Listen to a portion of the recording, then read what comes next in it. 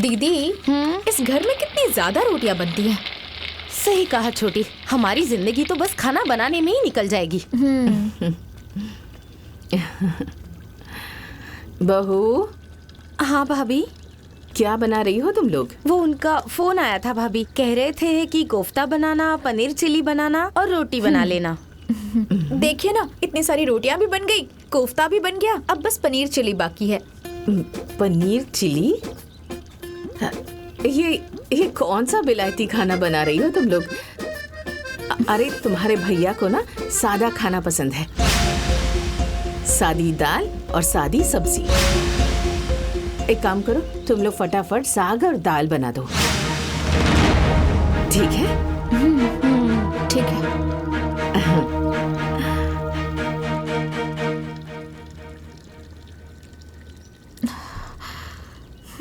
महारानी ऐसे हुक्म चलाकर चली गई जैसे हम कोई नौकरानी हो इस घर की। अरे इनके चक्कर में तो मेरा प्याज जल गया। इन्हें जरा भी दया नहीं आती। सुबह से ही हम लोग खाना बना रहे हैं और इनकी फरमाइश खत्म ही नहीं हो रही। अब मुंह फुलाकर क्यों बैठी हो? हमारे नसीब में तो सुख लिखा ही नहीं है। चलो उठो, साग धुल कर लाओ, मैं काट कर बना दूंगी। चलो उठो। ठीक है।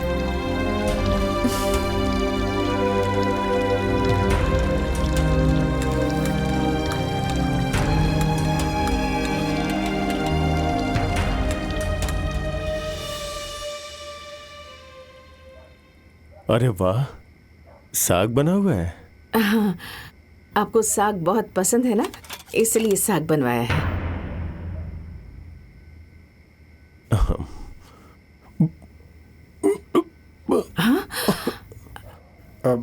भैया भैया पानी। क्या हुआ जी? ये साग है या नमक का घोल है? इतना नमक पड़ता है?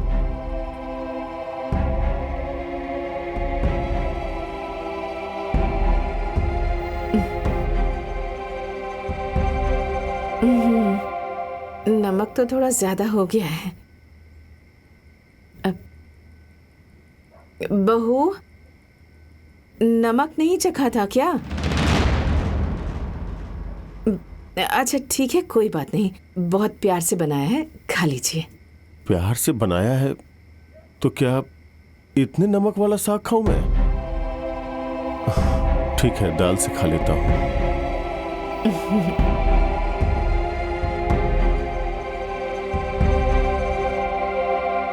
राधिका, इतना नमक डालते हैं साग में?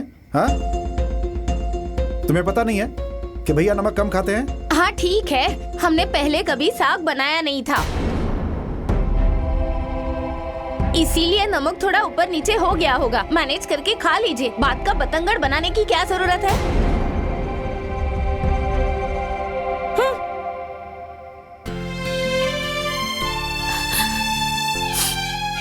अच्छा ठीक है, आइंदा कभी नमक ज्यादा ना होने पाए, इस बात का ध्यान रखना आप लोग।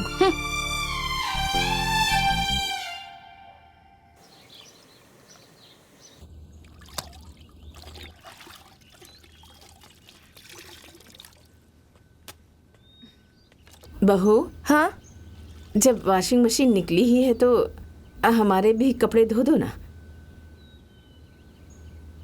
वो क्या है कि हमने आज तक हाथ से धोए हुए कपड़े ही पहने हैं। अब तुम दोनों के आने के बाद हम दोनों पति पत्नी को ये वॉशिंग मशीन से धोए कपड़े पहनने को मिलेंगे।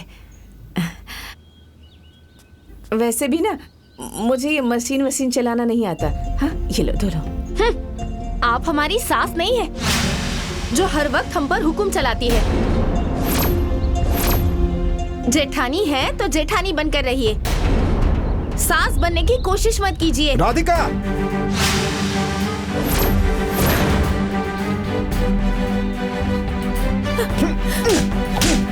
रमेश,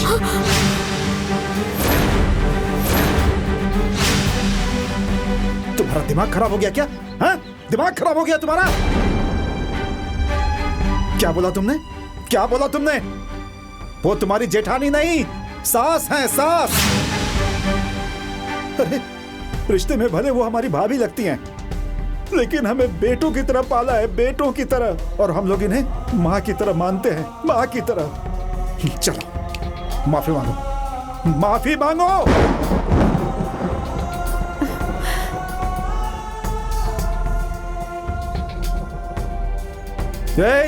जाकर माफी मांगो, मांगो। जीजा जी, दीदी माफी नहीं मांगेंगी। इसमें दीदी की कोई गलती नहीं है। तुम चुप रहो, चुप रहो और अपनी जुबान बंद रखो, और हम पति पत्नी के बीच में अपनी बहन की तरफदारी मत करो, समझी? चलो माफी मांगो, अरे माफी मांगो। रमेश, दीदी पागल हो गया है क्या? हाँ, तुमने बहू पर हाथ उठाकर ठीक नहीं किया। अरे हम लोग देवरानी जेठानी हैं, हमारे बीच हंसी मजाक चलता रहता है, और वैसे भी गलती इन लोगों की नहीं है, मेरी है। मैं ही तो हमेशा इन पर हुक्म चलाती रहती हूँ, और तुमने आकर हाथ उठा दिया इस पर। हाँ, अरे नई नवेली बहू है, थोड़ा टाइम लगेगा इसे। तुम्हें ऐसा नहीं करना चाहिए था। अब माफी मांगो इन लोगों से। नहीं भाभी, मैं कह रही हूँ ना, माफी मैं मांगो। माफी नहीं मांगूंगा भाभी, माफी मांगो। माफी इसे मांगनी पड़ेगी आपसे। मांगो माफी, नहीं तो रमेश, मैं कहता हूँ माफी मांगो नहीं, भाभी से। अरे पागल हो गए हो तुम्हारी क्या? हिम्मत चलो, कैसे हुई ऐसे बात चलो करने की? अंदर। अगर क्या कर माफी रहे नहीं हो? मांगा पागल तो हो घर गए से हो? निकाल दूंगा तुम्हें। माफी मांगनी चलो। पड़ेगी। नहीं भाभी, छोड़िए मुझे।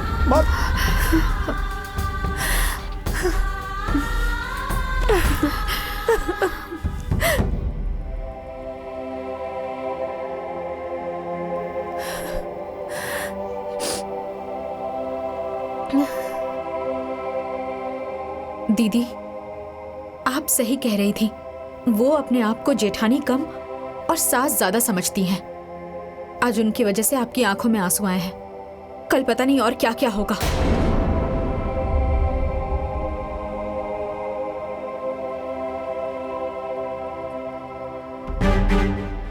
आज भाभी की वजह से मेरी आंखों में आंसू आए हैं ना? देखना, एक दिन उनको खून के आंसू रुलाऊंगी।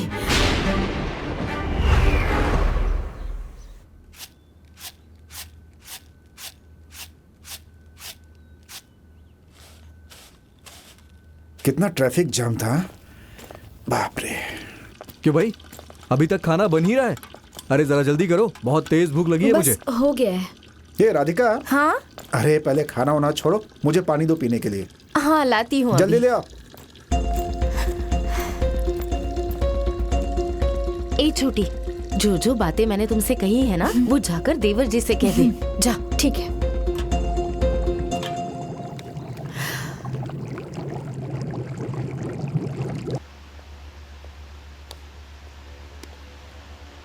बहुत जोर से प्यास लगी थी। लीजिए, पानी पीजिए।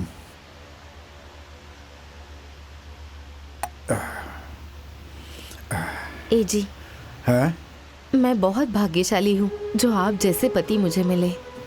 आप रोज 40 किलोमीटर दूर बस में खड़े होकर जाते हैं, फिर बस में खड़े होकर घर भी आते हैं।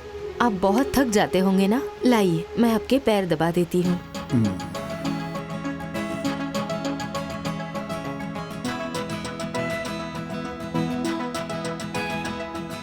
ए जी, अब मैं क्या कह रही थी, आप शहर में एक किराए पे मकान ले लीजिए ना, और मुझे भी वहाँ लेके चलिए। अब मतलब रोज रोज 40-50 किलोमीटर आने जाने में आपको थकान तो हो जाती होगी ना, और आपको भी थोड़ा आराम मिल जाएगा। बात तो तुम बिल्कुल सही कह रही हो, और मैं भी रोज थक जाता हूँ आने जाने में। लेकिन भैया भाभी को तो ऐसे छोड़ के नहीं जाया जा सकता है ना? मैं कहाँ कह रही हूँ कि भैया भाभी को छोड़कर चले जाएं। और वैसे भी हम लोग कहीं दूर थोड़ी ना शिफ्ट हो रहे हैं कि 24 घंटे आने जाने में लग जाएंगे। बस 40 किलोमीटर तो है। जब मन करेगा भैया भाभी से मिलने घर आ जाया करेंगे। राधिका, बात तो तुम सही कह रही हो, लेकिन कुछ नहीं जी। महेश और काजल भी शिफ्ट हो रहे हैं। कल ही मुझसे काजल कह रही थी। अच्छा? हाँ। आप सोचते रह जाएंगे। हम लोगों से पहले दीदी और जीजा जी वहाँ शिफ्ट हो जाएंगे। अच्छा ठीक है, मैं कुछ सोचता हूँ।